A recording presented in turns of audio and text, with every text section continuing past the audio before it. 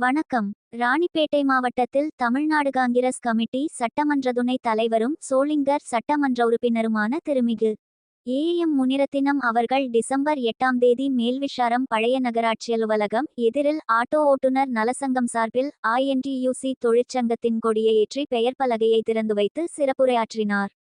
தொழிற்சங்க தலைவர் Saddam Hussein தலைமை வகித்தார். அப்துல்லா பாஷா, சலீம் பாஷா, லியாக்கத் அலி, ஷபீர் ஆகியோர் முன்னிலை வகித்தனர்.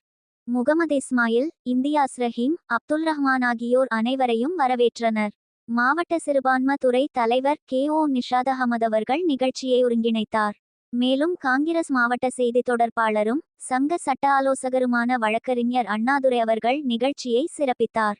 மாவட்ட துணைத் தலைவர் விநாயகம், மாநில சிறுபான்மை துறை ஒருங்கிணைப்பாளர் MPT அசேன், மாவட்ட துணைத் தலைவர் அமானுல்ல, பாகவிகத்திவாடி ஊராட்சி மன்ற தலைவர் குருநாதன், ஆற்காடு மேற்கு ஒன்றிய தலைவர் புஷ்பராஜ், மேல்விசாரம் நகர தலைவர் அப்துல் சுக்கூர், ஆற்காடு நகர தலைவர் PRA ஜான், காவனூர் சீனிவாசன், மாவட்ட நிர்வாகிகள் ஆனந்தன், நிர்மல், தருண்குமார், அழகேசன், சுவேல், அகமத் முதசர், அகமத் மற்றும் ஏராளமான நிர்வாகிகள் கலந்து கொண்டனர்.